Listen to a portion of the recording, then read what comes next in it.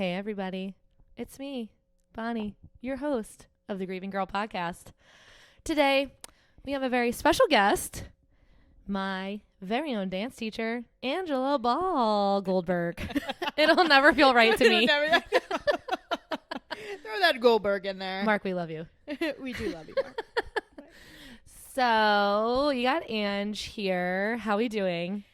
Good.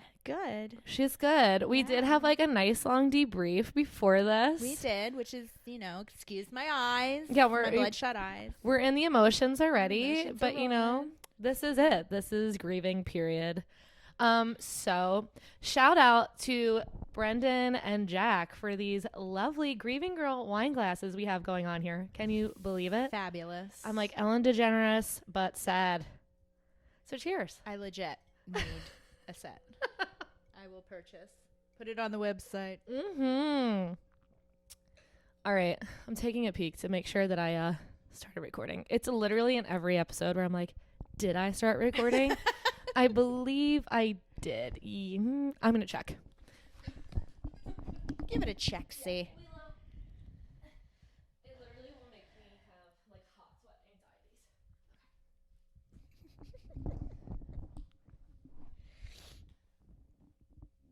By the way, I love these pillows. They're like comfort pillows. Okay, that's I love that. that's what they've turned into. Yeah. Like, pick your emotional support pillow. Like, I know I heard you with the cat. You wanted. Yes, I was petting this like a cat. We Okay. also, because it's Halloween, now have Winifred Sanderson. Okay. All right. So she's our friend too. My friend Lindsay actually made these pillows. A lot of people have asked about these pillows. Gorgeous.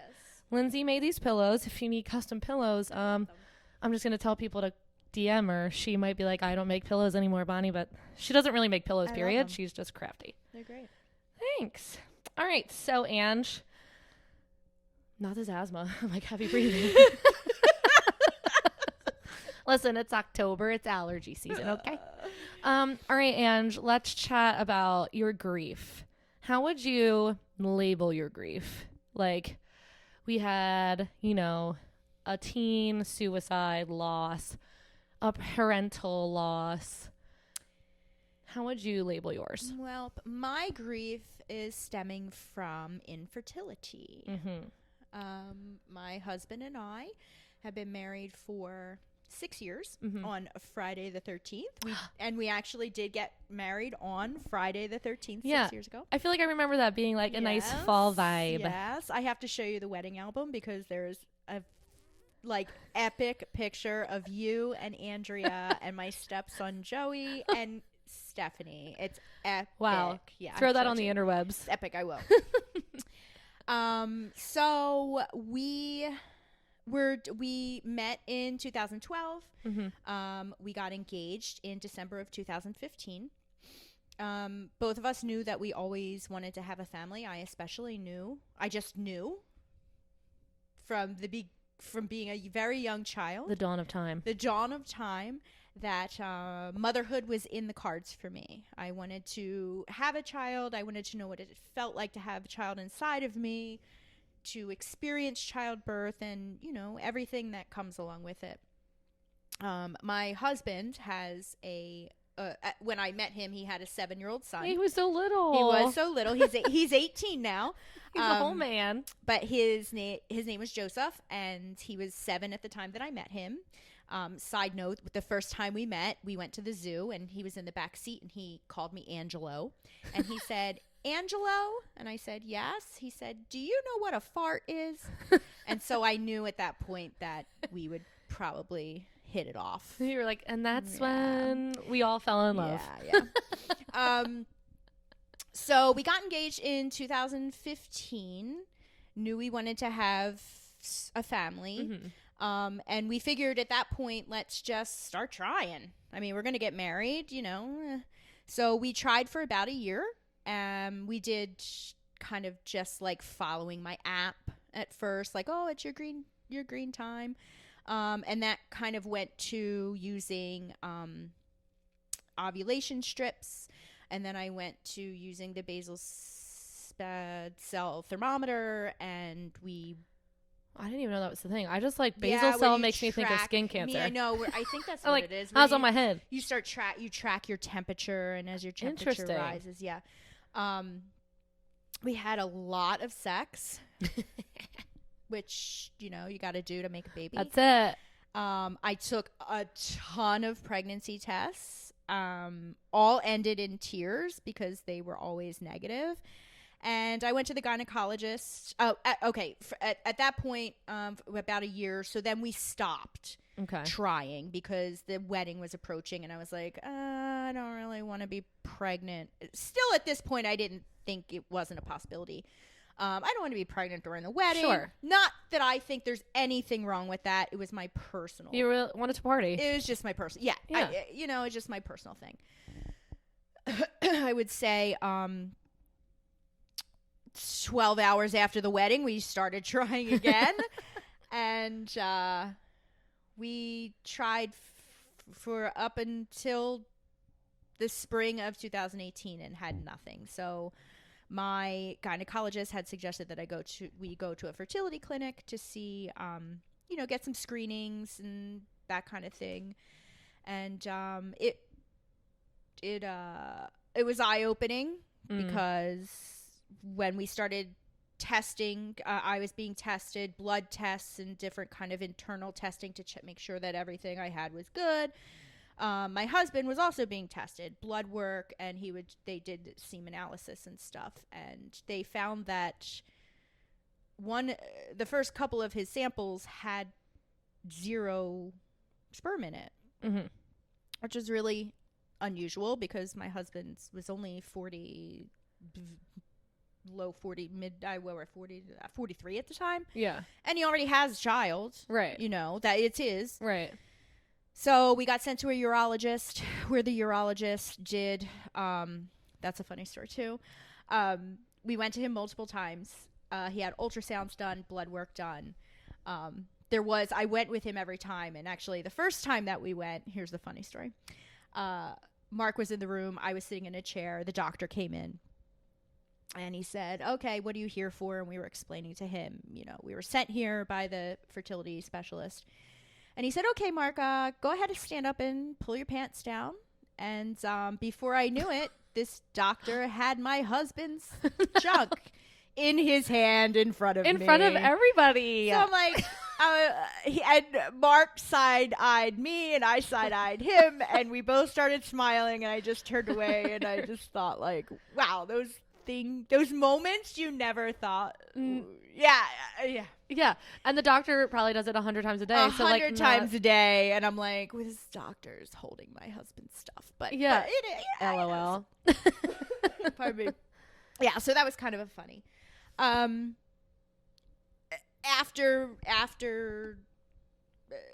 appointment after appointment, the urologist essentially said, we don't know. We don't know why sometimes there's sperm. We don't know why there's not. We just don't know why. And so we said, okay. Right. Like, well, you're the people with the answer. So there were some options he threw on the table of like surgeries and like to go in and to see if there's anything wrong. But there was like never a guarantee that was going to be, Yeah. So we put that on the side, and we pushed on with the fertility clinic. Okay. Because when he gave samples, it wasn't always nothing. Okay. It was a very low count. Just low. Okay. A lot. So they usually see much, much more. We decided to move forward. We started treatment, meaning I started my shots. It was almost 2 weeks of 3 shots a night in the stomach. At first it was like exciting. Well, first it was scary, and then I was like excited because then I started to think like, this is good. This is what's going to lead. This is going to do it. This is going to do it. Like this is always what I've wanted. If this is the way that I have to do it, this is the way I'm going to do it. And I saved every single syringe. I saved them all. I had like a big Tupperware container. And what I had done was in our bedroom, I had cleared out one complete dresser drawer because there's a lot of stuff. There's, there's syringes, and then there's the bottles, and there's all kinds of stuff. So I made it kind of like the IVF drawer, and I did what I needed to do. At the time, I was considered obese because my BMI was high. So at the same time as pumping my body full of hormones, I also had to try and lose 10 plus pounds. That was challenging. Yeah, that's a lot. Yeah. All at once. So yes, so a lot of emotions, a lot of craziness, a lot of arguments, a lot of fights picked by me. Don't blame me. It was the hormones. Yeah, I was gonna say, because your hormones are surging. Yeah. It wasn't the happiest moments of my life, but somewhere inside I found a little bit of that, just knowing that it was leading to what I had always wanted, which was a baby, a family. So it came time for, I did all the shots. It came time for the egg retrieval, which is done under anesthesia. I believe it was on a Sunday morning.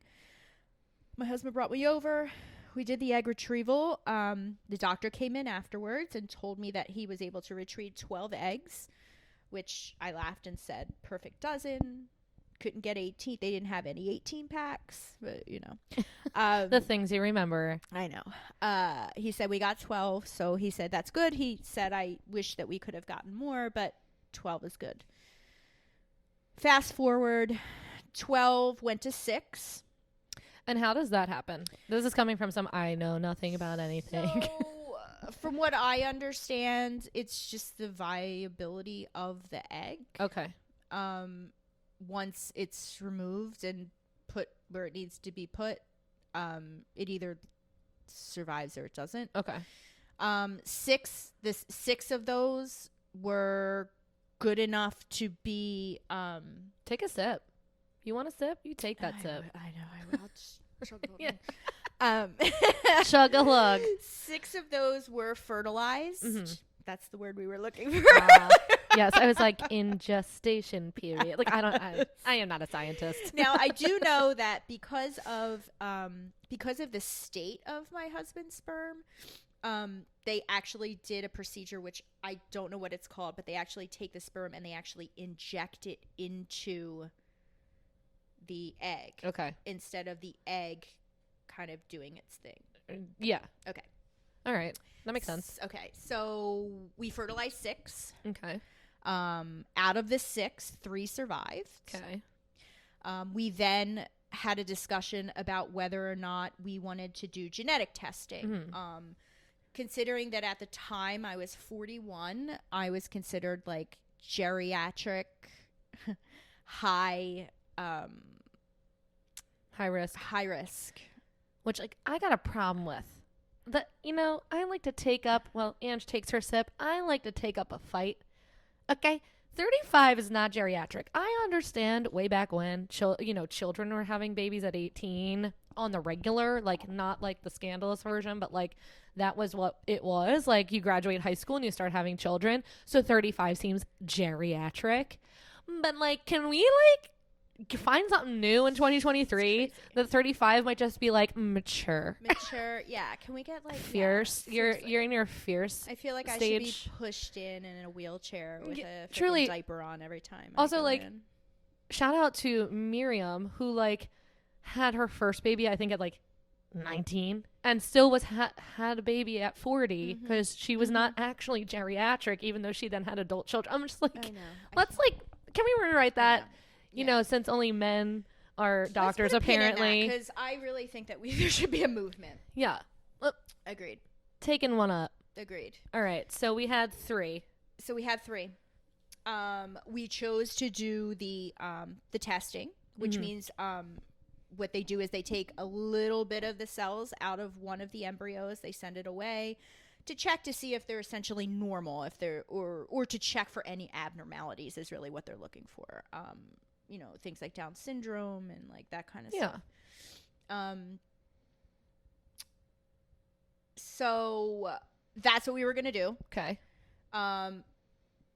At the time, we learned that from the 3, we dropped down to 1. So we had 1 viable embryo that we could do this testing on. And we said, okay, let's do it. They didn't tell, I mean, they told us that the more cells you take from an embryo, the better the chance the embryo isn't going to be able to survive, which is understandable. I mean, that just makes sense. Wait, with this one you said? With any, really. But right. Yes, with this one. Because so you did the genetic testing on the last one? We only had 1 to test from. Got it. Yeah. Okay. So we did the genetic testing on the 1, and it came back inconclusive. Okay. Right. Okay. It came back inconclusive. They couldn't really tell. And I think that the reason for that was they said it probably wasn't enough cells, et cetera, whatever.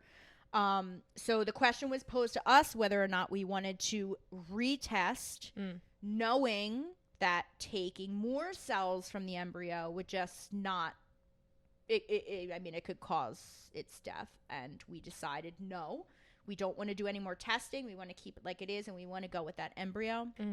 And a couple days later, I got a call from a person from the lab that said, we're really sorry, but we thought you wanted to do a second testing, and when we defrosted it died. Was that do you remember what exactly they said to you? I remember sitting at my desk. I was working for an oral surgeon at the time, and when it was a man's voice on the phone and he said, "This is so and so from the lab," I got a pit in my stomach because I was like, "Why?" I've never talked to you before. Okay. Like, I've talked to nurses and doctors and everything, but not you. And he basically explained, that's exactly how he explained it. He said, we were going to do a second genetic testing because we thought that's what you wanted. And there was a miscommunication. And I was going to say, when did they think that was the thing you wanted? There was a miscommunication and it didn't make it. Yeah, I'm like, who was the person on the other side that said they didn't want that? Exactly. That he said to you, we thought that's what you wanted. Unfortunately. So then we had 0. We had 0. And I did not ask those questions because I immediately lost my shit. Yes. And had to leave work. Yeah. And I remember going home and sitting in front of my love seat and hugging my knee, my legs, and Duncan, my Shih Tzu, he just came up and he jumped up onto the top and he just kept licking my face. Aww. Because obviously he knew that I was so in sad. distress of some sort. Yeah. So yeah. So then I had to tell my husband, and he was not sad. He was pissed. Yeah. I'm sure. And Ange brought her own tissues. I should start providing those. She brought her own. I'm gonna leave him for everybody. It's been on my to-do list. She brought her own tissues. And so yeah, that kind of that sucked, and that kind of started my grief journey. Yes. So yeah, that the fact that it happened at someone else's hand is. Bonnie didn't know that. I did not know that, today, and so I feel I had a visceral reaction because we all know that I have the same kind of I think that you should dig into that, because the fact that something like that happened, it should have never happened, and the fact that you got a call saying I'm sorry, just it already just says we fucked it up. So unfortunately, no one likes to be the person to hold someone accountable, but I think that you should look into it. So now this event happens and you start feeling feelings.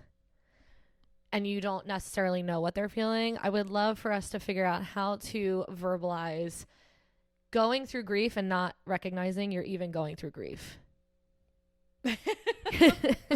So like your initial, like, did you feel like you were initially like sprung into a depression and just like kind of feeling like this, I'm now depressed, and like labeling grief as depression? Or Yes. okay. Yes. Because I can tell you, and I've told you this before, it wasn't until this happened in 2018. Mm. And it wasn't until maybe 3 or 4 months ago, 2023, that my therapist said, Angela, you are experiencing grief. And I said, what?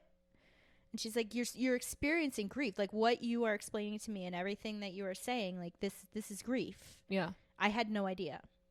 So to me, yes, when it happened, I have a history of depression. Pardon me.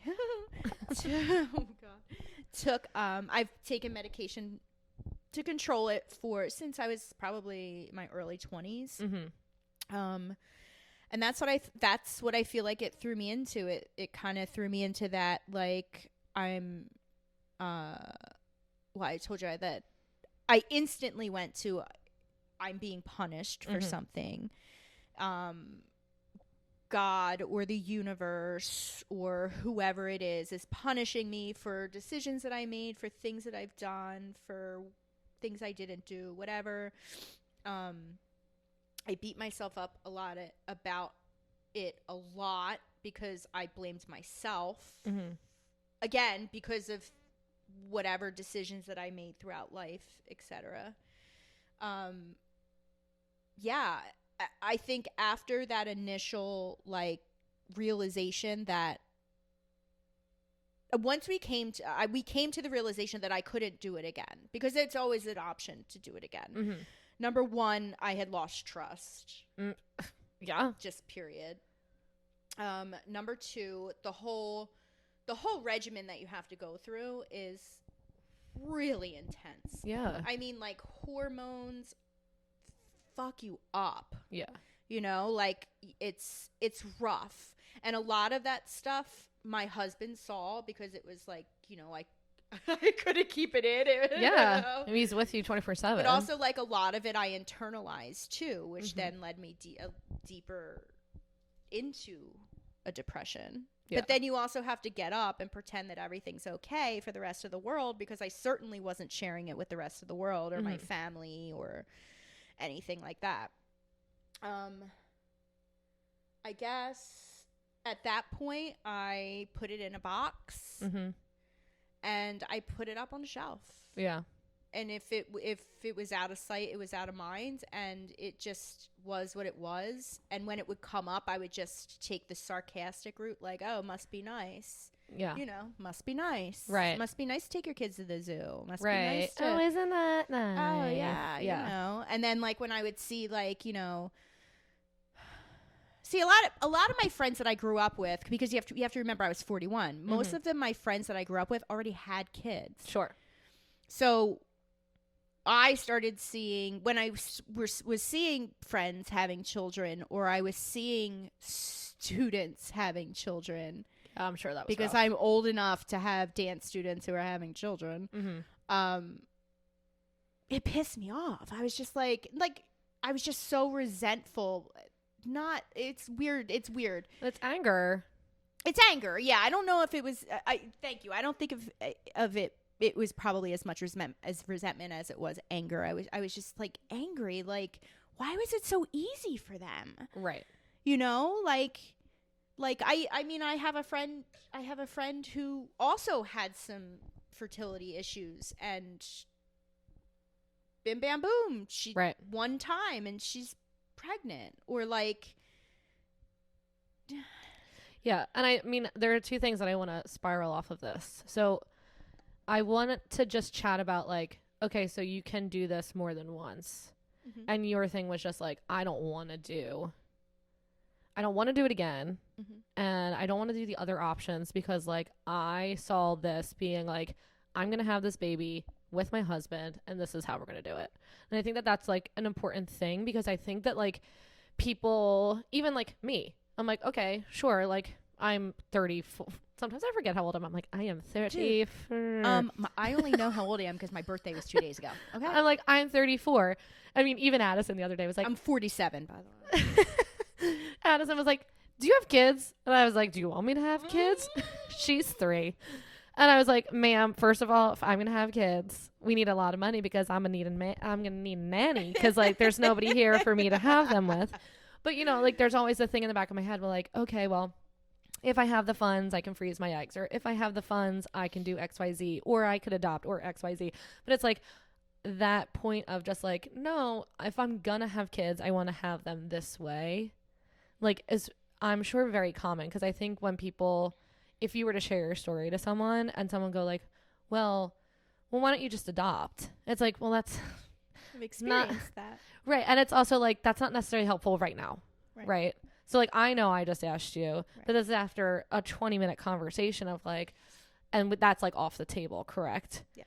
Like the inclination for a lot of humans to just be like, well, just like, why don't you go adopt? Like, oh, that's the easy thing. And it's like, sure, that is an option, but for you and your family, that's not what you wanted. That's not what I wanted. Right. My journey, I wanted to be a specific way. I mean, I wanted to meet someone that I loved, have a child with him, experience pregnancy and all the terrible things and all the wonderful things that go with it. I wanted to experience a gender reveal. I wanted to experience a right. You wanted all of the it. whole package. Yeah, and the bells and whistles. That's how I wanted it. Right.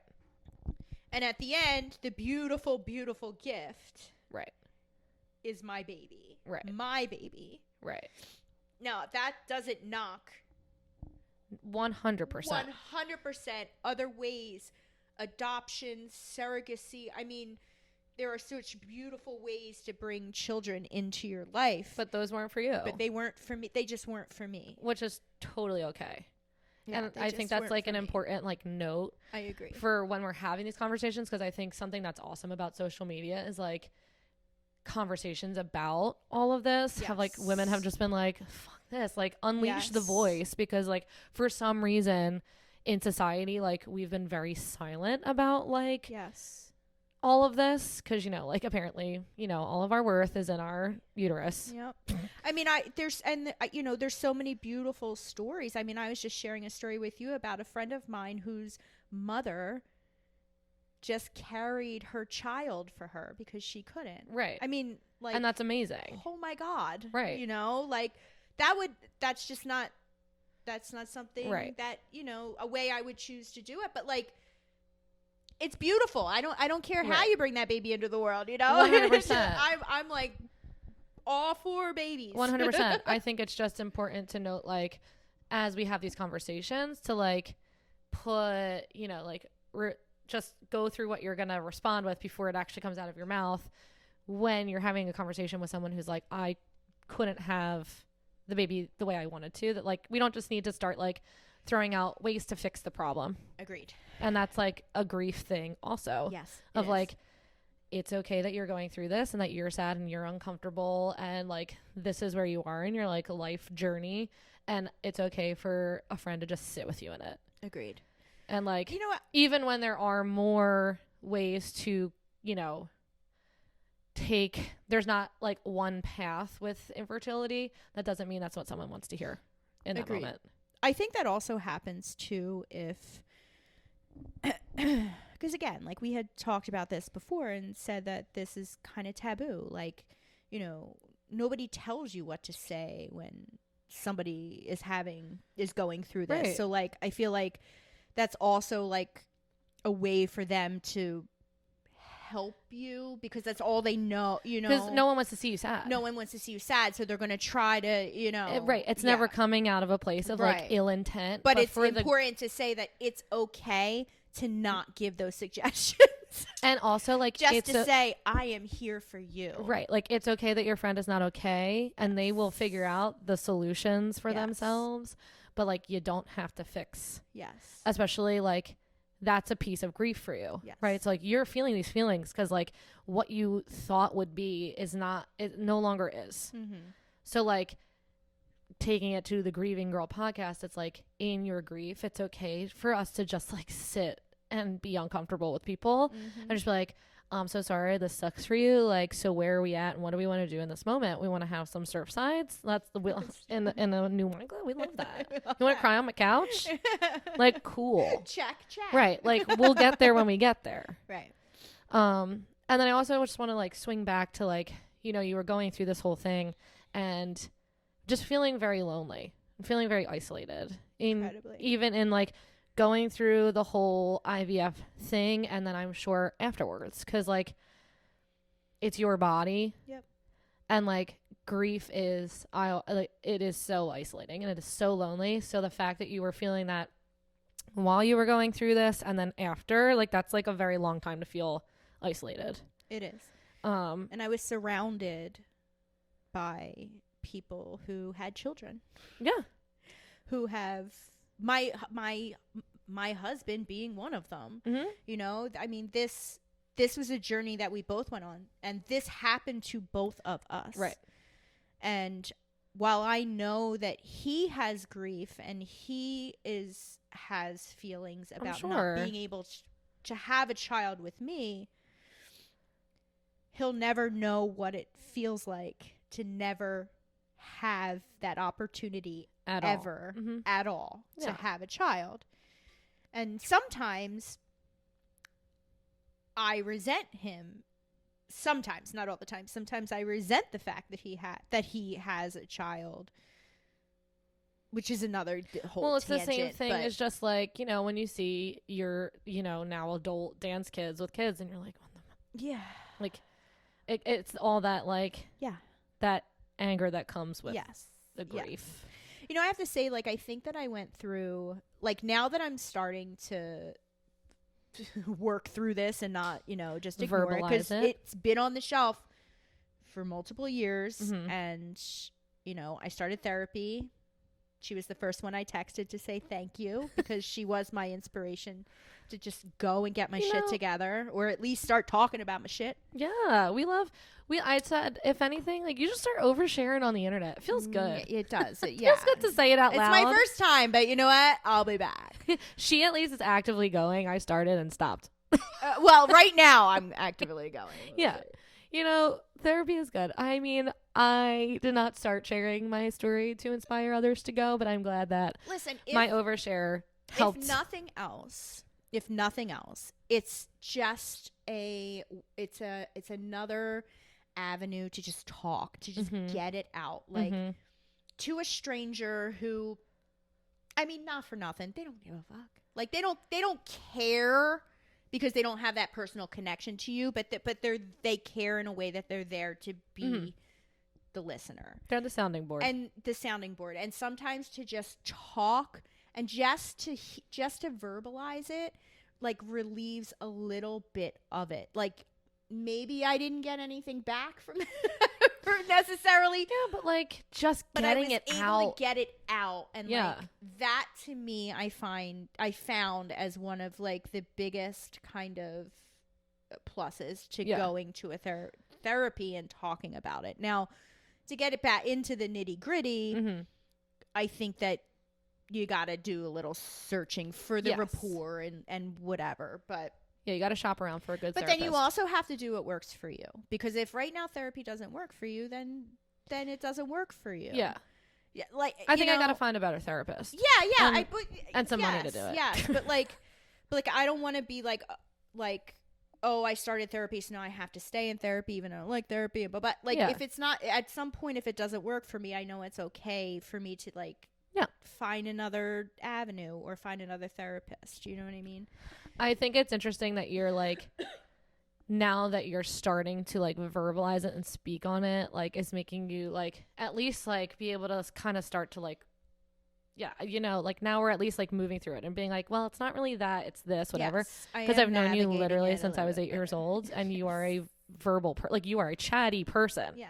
So like I can't imagine you feeling like you have something you need to talk about and not talking about it. Like, is your jaw okay? Like, do you have TMJ? I know. Like, I from do just, have like, TMJ, but yeah, from just like keeping it in. well, because like you're just a talker. I just told you, like, it's changed me. Yeah. Like, I don't feel like that person you're talking about, and that's hard too, because will I ever be that person again? I don't know. Which is such a that piece is like, that is grief of like this traumatic thing happened to you, and like in that moment your entire life being everything changed. Yep. Like I always say, like that line from the Taylor Swift song of like, the old Taylor is dead, she can't come to the phone. Like literally I quote it all the time because I'm like, no, the old Bonnie is dead. Like I think about people who know me from New York when I was like thriving at 25, 26. Like I think they see me now and they like think that's who I am. And like, sure, is like the, you know, sure, like, yeah, she's in there. She ain't the same. No, it's not. And the like, same.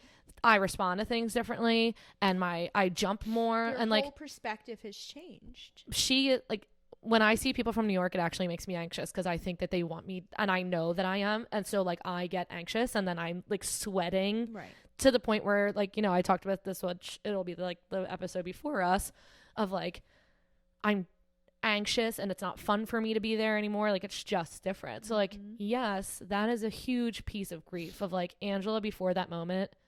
She's still in there. Like I don't feel like I'm talking to a different human, but you feel entirely different. 100%. Yeah, and that sucks, and that's sad because you didn't ask for that to happen to you, and somebody actually did it themselves, which, like, circling it back to, we're going to dig into that because it shouldn't have happened, right? So now you're dealing with the outfall of all of this turmoil and emotional distress, and, like, you know, it puts stresses on you and your relationships and your family dynamics, and, like, you didn't do that. Somebody else did that. You're right. Don't talk about anger. Don't get me. I'll get fired up real quick. Ask me what my triggers are. So I feel like this is a good place to take a brain break now that I'm all fired up. We love them. I forgot to do them in the last 2 episodes, and I actually could like feel it. So I'm like, we're gonna continue to remember to do that because it's easy to like keep going, but exactly why they're here, because like it gets heavy. Right. All right, so Ange and I decided that our brain break's going to be about Real Housewives of New York.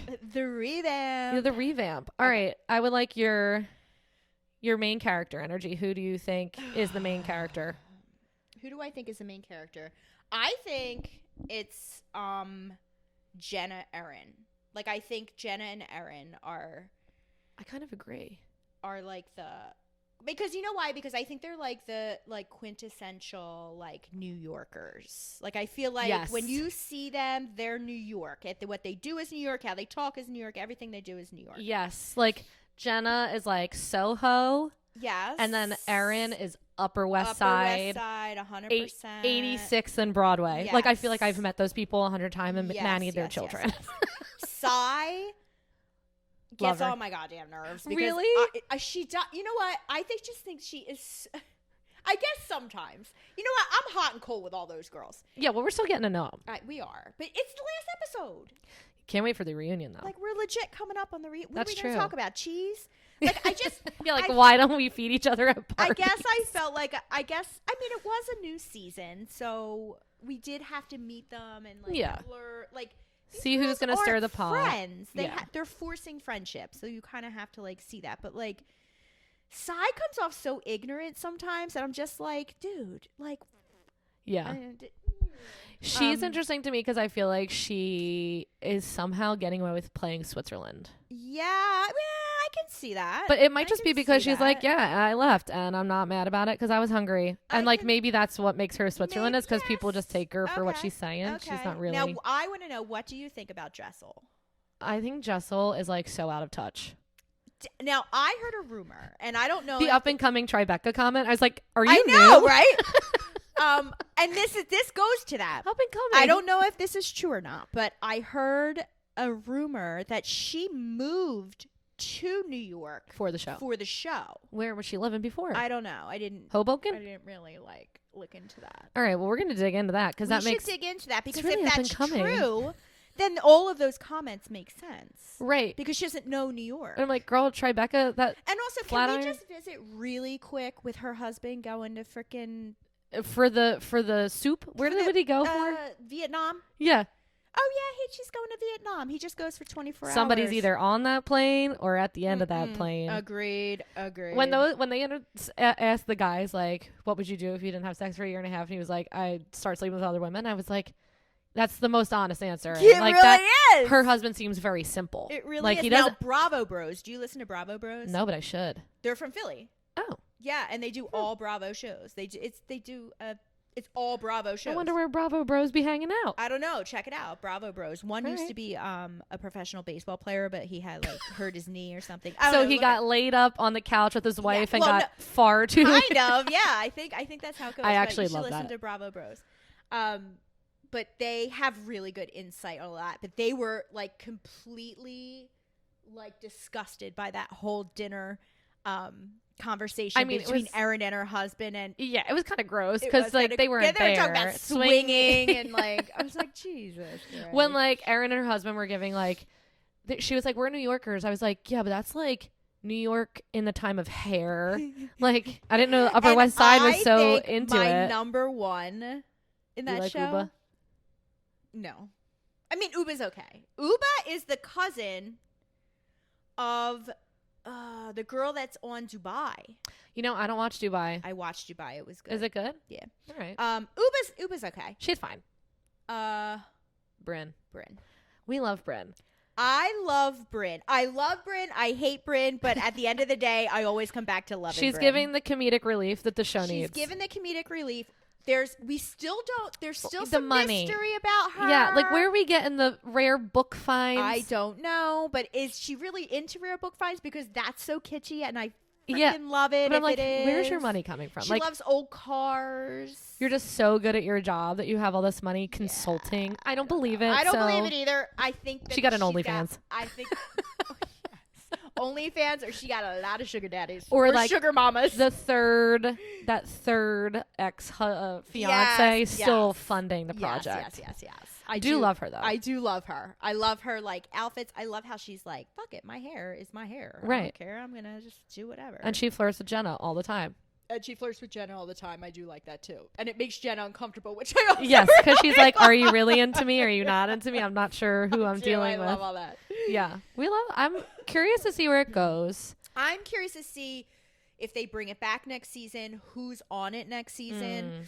Are they going to take some OGs and put them back? I hope not. To be honest, And kind of like, I mean, I can do without Jessel personally. True. She doesn't bring too much. If they're always forgetting about her and she's with them, like how are we remembering? How are we going to remember? Yeah. I'm curious. The reason I do like them, besides honestly Jessel, is I do think that they encompass the entire island of Manhattan and Brooklyn. Agree. Like I think like everybody kind of gives like a different neighborhood. Did you see the sneak peek, whatever, of what they wore to the reunion? Yes. I think people were like, "Oh, things I was reading." But they were being New Yorkers. They all should have convened, and they all should have worked it out. Pants on the reunion. Those girls are like, "Fuck that! This is me. This is what I'm wearing." Right. Jenna put jeans on because that's Jenna. I wouldn't. Right. I think it would look weird if Jenna was in a gown. I think it represented. No, she would look so like it would just wouldn't see. It's not her brand. It represented this cast of New York incredibly well. And also, like jeans can be fashion if you pull it off, and she's gonna pull it off. Is fashion. I mean, yeah. I've been trying to get her freaking eyelashes at goddamn Target. They're sold out every time I go there. You know, I saw the lashes. I was like, I'm gonna have to try those for the show. Love scene. I gotta get them. Love scene. I gotta do it. Yeah, we be loving the housewives. Well, we'll see what happens. I mean, like, yeah, I don't need Dorinda back. And I love Dorinda, but I just feel like she needed the pause. Like, she was like a hot mess. Yeah. The only one I could see, like, actually mixing in with these girls is going to be a hot take, but, like, Bethany. She's the only one I could see, like, handling them all. And she ain't coming back. No, she's done. She finally was just like, I was Reality trying. reckoning. However, as an actor, I kind of agree because guess what? Everybody else had to stop working. I agree. I think there has to be something. I mean, I think there should be the fact something. that none of these ladies will make any money off of this season. The only after thing it airs, I watch on every streaming network that we have something off Bravo is something reality based. Yeah. So like Yeah, I think something's needed. Yeah, like at least like some sort of streaming, Yeah, like something. 10 cents an episode, like something, because they do like put their life out there, and like yes, they're signing up for it, but they didn't sign up for people to get to rewatch it 24 hours a day 100%. and not make any money off of it. 100%. So like Bethany is on to something there. Agreed. But you know, Agreed. all right, let's bring it back. Brain break over. Okay, so I would like to bring it back to, okay, so we're having these feelings of grief. You're feeling very in the thick of it because like now we're just starting to really talk about it because it just like kind of came to the boiling point. The top of the box hath popped off. So what do you find besides verbalizing it is helping you? Do you find that you're finding no help anywhere? Are you finding yourself like kind of like pushed into the corner? Because there are definitely days where like the only reason I feel like I cope is because I have because of Instagram, really. Because I was just like, how the fuck do I get back on Instagram where I like talk to my phone to my friends and chit and chat and like just like don't acknowledge that. So like really Instagram was like 90% of my coping. Writing in a journal is 10%. Is the only reason that I'm able to cope. And now because of that, I'm freely able to just tell people like, yeah, you have to say goodbye to me because I have abandonment issues because I didn't get to say goodbye to either one of my parents. So like I like having a final like, you could say goodbye to me and then linger for 10 minutes and I'll make you say goodbye to me again. I'd be like, you're really leaving now? Okay, goodbye. Because like I like to have like a clip on it. Right. And like I only know this from like talking and doing. Right, of course. But it's allowed me to acknowledge those things in my day to day that trigger me and freely just be like, I can't have that because it's my, I can't eat that. It's my mom's favorite candy. You know, because like I just can't put it, I just can't. So what about you? Are you feeling like you're on your way to finding things? Do you feel like you're still looking for them? So I think that this is all very new.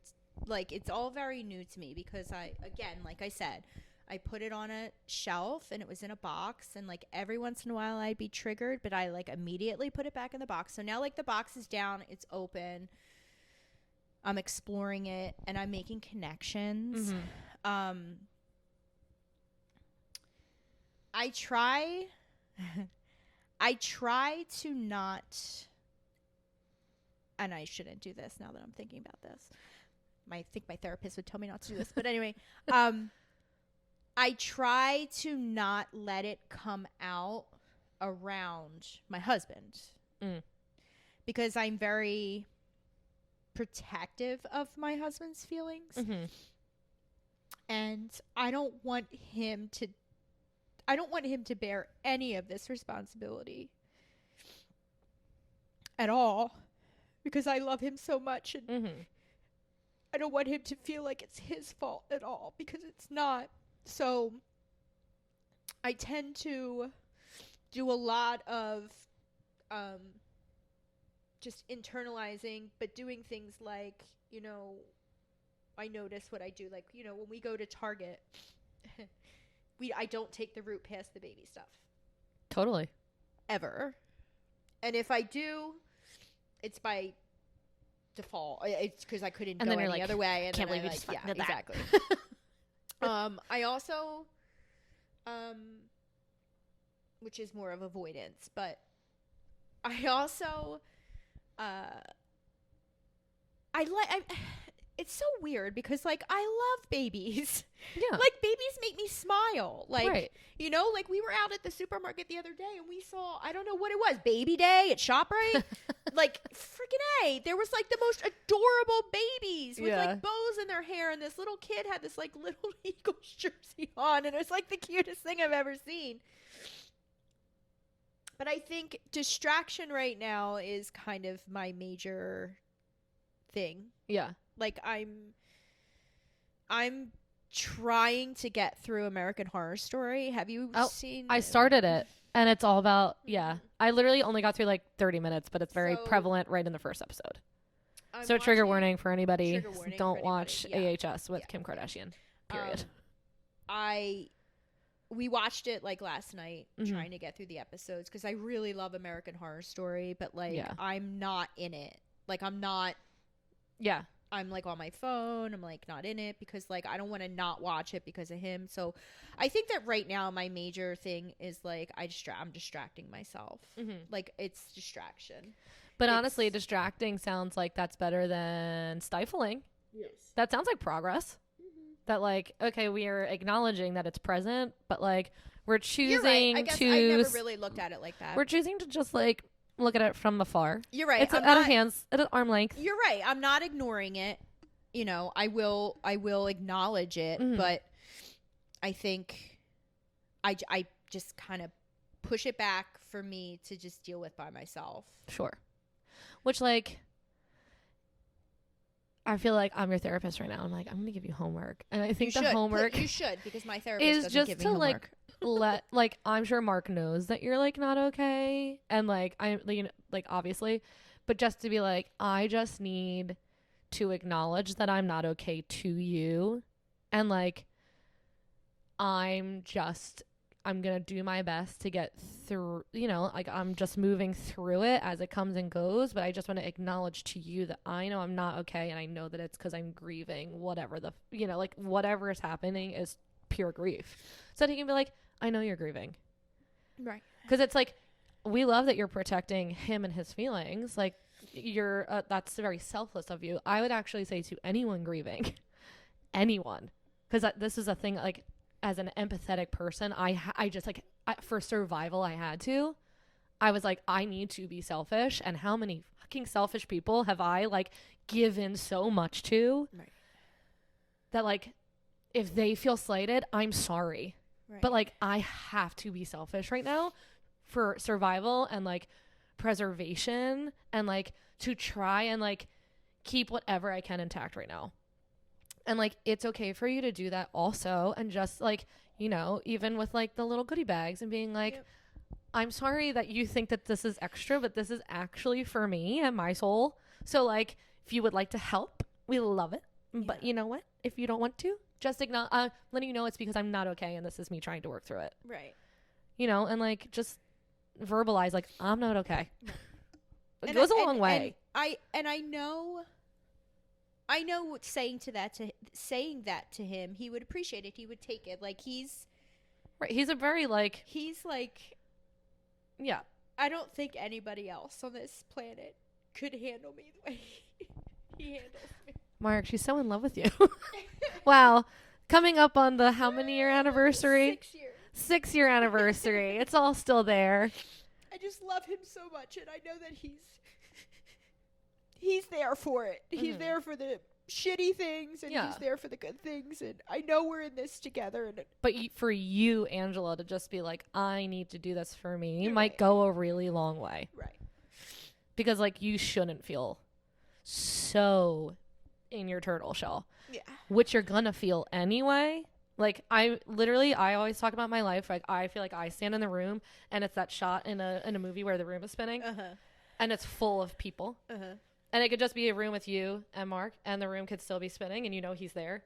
But like you shouldn't have to always feel that way. Right. And it might just be you saying like, for me, I just want to say this to you. And I already know you feel this way, but for me. That makes sense. You're right. Just like, it's okay not to be okay. You don't need to pretend for anybody, including yourself. It's okay to not be okay. It is okay to not be okay. Because ain't nobody okay anyway. It's Again, true. It's like we're all going through it. I'm like, in which like layer on this like food pyramid would you like to label you're not okay? But like no one is okay. No one is okay. And if we just talked about mental health more, oh my God, 100%. Maybe more people would walk around less with a stick up their ass, like they have it figured out. Let's teach our kids how to help their friends who are going through a bad time, or what to do, or what to say, or what to recognize. Like, can we do that? Right. Because I feel like that would be so much more productive in today's day and age. Right. So many kids, just working in a doctor's office for the years that I did, kids on antidepressants and anti-anxiety medication and like, I mean, so many. Yeah. Like we need to help we need to teach our kids how to help each other. Right. That's what we have to do. Like, that's what we should be focusing on. Right. And also, like, as parents, like, acknowledging when your kids aren't okay. And that's, like, not even like I've done something that my kid's not okay. Like, everyone's wired differently. And that doesn't mean you did anything. But you know what is more helpful for your kid? To be like, all right, like, what's making us anxious? Like, let's do this. Like, let's do that. Even, like, my nephew Mason, he's a wild man. We love Mace. Mace is on a different level. We love. But we went on the pirate ship. Oh yeah, together. Yeah. Okay. First of all, I haven't been on a pirate ship since my mom died, and as everyone knows, this central nervous system, she ain't the same. She fires up real quick. She used to get like a nice start. Now it's like you touch, she goes. Oh God. So like I haven't been on the pirate ship in eons, and he's like, I want to go on that. He's tiny. He's a little guy. Like he's a little guy. So I was like, all right, we're doing it. I forgot how high that shit went, and I'm shaking. But like, how many times have I been on it in my lifetime? Not more than I should be shaken. Right. So I'm like, and then he's little, and we sat in the middle so that we weren't actually hitting the actual height because he's tiny. So I was like, we're gonna go moderate here. Oh God. No, moderate was not moderate. We were all the way up, and I could tell that he was starting to get real scared because he got real quiet, whatever. And I was like, you gotta put yourself aside. Do it for him. Literally, I like put my arm around him. He's probably feeling me like my aunt is nervous too. My aunt is nervous too. But I was like, are you all right? And he was like, no.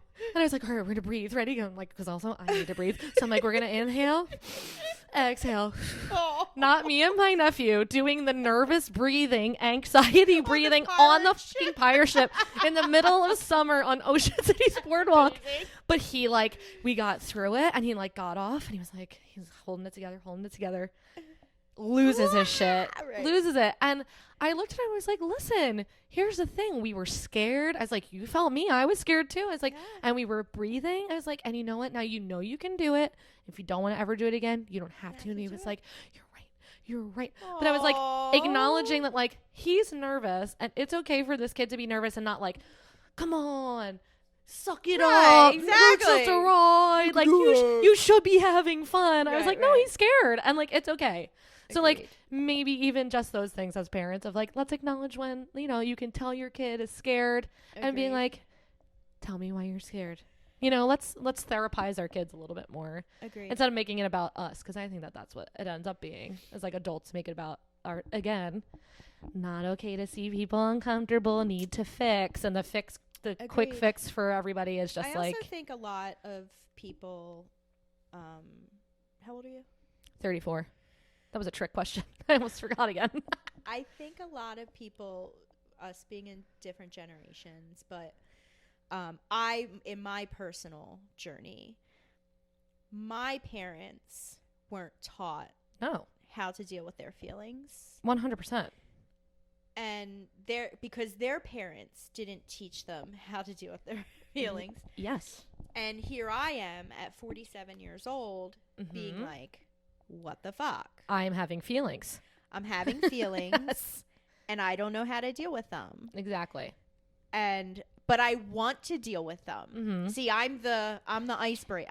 That's very true. Yes. You are right at that place where it starts to change. Okay, we need to stop this shit. And I need to get off and I need to figure this out. So I've just entered that part of my life as well. So I think that there are a lot of things coming together at this particular time in my life that I need help with. I need to figure out. I'm 99.9% believe I'm in perimenopause.